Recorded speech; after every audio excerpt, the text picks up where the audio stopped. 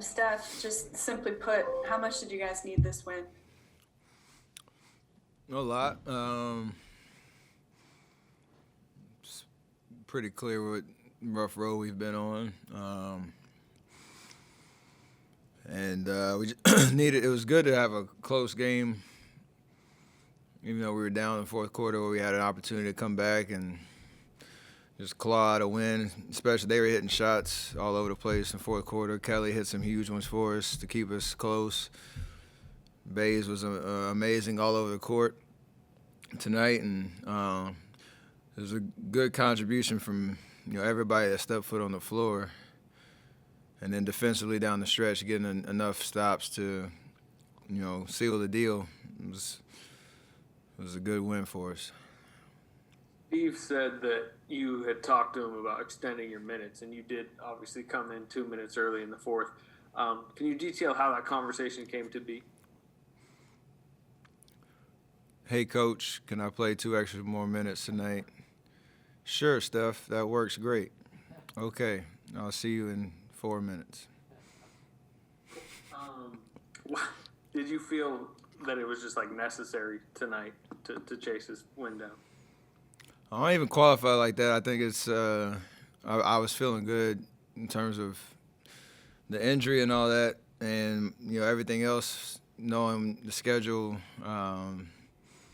with 2 days off, after tonight, so I think we took all that into account. But it's all based on. I mean, I feel good pretty much every game, so I feel like I could play more. But obviously considering where we are right now and where the game was shaping out. It was winning time, and thankfully it worked out. So I don't know what that looks like on the season when I play a couple extra minutes, what our record is, but it was necessary tonight. Hi, Steph. It sure seemed like so many different guys made little plays and had energy on both ends. And James said he wanted to hit the floor at every chance. I mean, is that stuff contagious, infectious? When one guy's doing it, it sort of works where everybody catches on and it comes together. Maybe just can be the turning point. I mean, we're gonna find out. It's that kind of cycle we've been on all season. So I'm honestly, I'm enjoying the night. You could see a lot of emotion tonight from everybody. We all knew how much we needed this. And you want to maintain that joy and energy, and hopefully, come Friday, Saturday, put together 2 really good performances and give yourself a chance to win and sustain that. That's all you can do at this point. So, the good vibes and joy and energy that we had tonight, you have to stay even keel, and that's kind of how I'm trying to approach this, knowing it was a good win, much necessary for us, and we have a good practice on Thursday, and find ways to bottle that up for Friday's game. Steph, how is that tailbone feeling, by the way? You seem to take kind of a rough spill in that fourth quarter in the driving layup. Seem to be in a little pain. How are you feeling after that? And obviously it wasn't enough to take you out of the game, but how much did that kind of affect you after that play? It only hurts if I fall on it now, so I'm kind of turning the corner where for 40, well, not my 42 minutes, for the majority of the game, I didn't really pay attention to it at all until I landed on it. So if that happens, I'll deal with it. But if I can stay off of it, then I'm in good shape to not really have it in the back of my mind when I'm out there playing. So that's good. But it did hurt, but no damage really done there. Stephen, you mentioned the defense. I think last 4 minutes of the game, they shot 1 of 9 or something like that. How important, where did that come from, and how important is it that you guys are able to kind of bottle that going forward? Because it was a key to what some of the things you guys did earlier this season, that defense. It won us the game. We just try to, one, not foul. We finally did a good job with that for the most part, especially down the stretch. And And then, they were making shots. We had a couple breakdowns. I got lost on a pin down coming out of a timeout. Obviously, Drew hit 2 tough pull-up threes. And, Kelly responded with, I think, 2 of his own. But, after that point, it was just make him take tough contested jumpers and then get the rebound. And, we were able to shore up those possessions. So that was big. And they're a tough team to guard even without Giannis because they have spacing and shooting, and even Brook is a threat at the three-point line.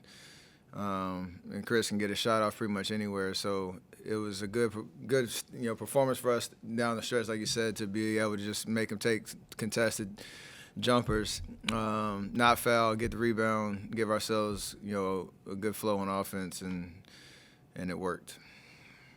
Steph, I remember earlier in the year, Steve was talking about how he felt like you were playing your best basketball, the best he had seen.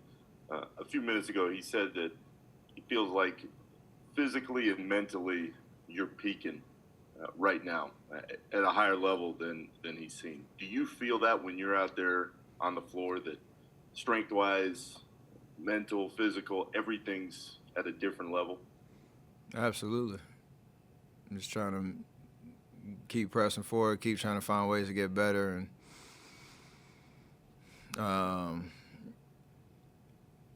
that's the confidence and the mentality. I mean, this has been a frustrating season overall, just with the inconsistencies and what our record is, but working through all of that and embracing the challenge has brought out honestly, a new love for the game. To be, I still love playing, even if we're going through these ups and downs, and that mental clarity of where we're at and where we're trying to go shows on the court, hopefully night in, night out, and I'm blessed to obviously, for the most part, be healthy. So that goes a long way.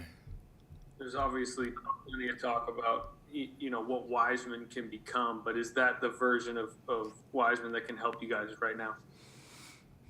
Absolutely. And like you say, it's going to be a work in progress for a minute, and we're talking to him, he's talking to us. We're trying to make sure you're not overwhelming him with information, but just trying to keep things simple to say, go focus on these 2 things offensively, these 2 things defensively. He had amazing energy on the defensive end tonight. Craziest closeout I've seen him make all year in the corner, making DiVincenzo travel. He got a block. He was fighting for rebounds. Even if he didn't get them, he was active and pursuing the ball. And then obviously our pick and roll game matchup really forced us to do that based on how they guard, but he was really good in those situations. So, for him to have a double-double, I think he had it pretty early in the game. It was just showing signs of confidence when he's out there, just to do these little things really, really well, and then over time he'll be able to expand his game. I think it was after last game, maybe the one before that, when you said, I don't know, when it came to the things that you guys had to do to kind of get back on track and out of that funk. What was it that you guys did? And I know a lot of guys have been saying, just paying attention to detail, discipline, but what was the factor that kicked that into gear tonight? I mean, tonight was mostly the lack of fouling, which helped us, especially against that defense. If we give up 40 free throws like we did in Atlanta, we lose this game by probably 10, because they are able to get easy points at the line, and then they're setting their defense. So we had enough transition offense after, even if it's a make, getting it out, going quick, or if it's a miss, pushing in transition, where we could soften them up a little bit, and that gave us a little bit more flow for the, majority of the game. So offensively, you have more rhythm, you get better shots, guys get involved, and the morale of what you're trying to do stays high, because, obviously for us, as soon as you hear a whistle, it's like PTSD kind of. You're like, not again. So it's kind of tonight, that was the difference. That really, they play well offensively. They made some tough shots, but we didn't give them the easy stuff. And then our energy and aggressiveness goes down. We don't get good flow on offense. and then we're just watching the points go up, at the free throw line. How much was that message to just not foul while defending was kind of drilled in over the past couple of days leading into tonight? We had practice yesterday evening. Really all we didn't talk much about the X's and O's. We got shots up. We worked on some drive and kick stuff. And the only thing Coach said in the game was he gave us a quote of how many free throws we needed to limit them to. And that's all he said yesterday in terms of any type of X's and O's. And I guess we remembered that and finally executed that. So same story. We got to do it again and again and again and again. We've been in this situation before, so it's on us to sustain that. All right, let's end this with, go ahead, Tim Reynolds is an Associated Press writer. He's in Augusta, I believe, right now, and had a couple of questions you might want to answer or like to answer. Thanks, Raymond. Yes, Steph, greetings from Augusta, where there's a small tournament this weekend. You lucky little. I ain't played it like some people, so I got you. So, what is it? I mean, obviously, it's a big deal to everyone if you love the game, but it just seems like big-time basketball players, big-time basketball coaches, it just seems like you guys tend to relish coming to Augusta more, whether it's you or Andre or Ray, Jim Boeheim, Roy Williams. I mean, it just seems like you guys speak with such reverence of this place. What is it about Augusta that kind of crosses over into other sports? I don't know. I mean, it's a special place, obviously, and there's a lot of history there. And you get to watch the tournament every year. You feel like you know every hole, even if you've been there before or not. And if you get to play it, it's even that much more special to have that experience and walk those same grounds. But there's just a feel-good vibe of watching it on TV, and then that carries to like the majestic nature of like what is behind those gates in Augusta, Georgia, down Magnolia Lane. So it's pretty awesome to know. I've been there and played it a couple times, and all the members are awesome. There's a lot of history, and then now obviously a little bit more representation we're trying to get, in terms of back in 1975 when Lee Elder played for the first time. So like there's so much good history there. As a golf fan, you love it. I have to ask, you don't seem to get nervous with the ball in your hands in big moments, and obviously you've played in some pretty big games over the years. Your first time teeing off there, though, was there some nerves? Were there some butterflies? Do you get nervous when you play there? No doubt, but I buried the first hole, and I almost walked off the course because I knew I'd accomplished something pretty special. But yeah, it was a cool experience for sure.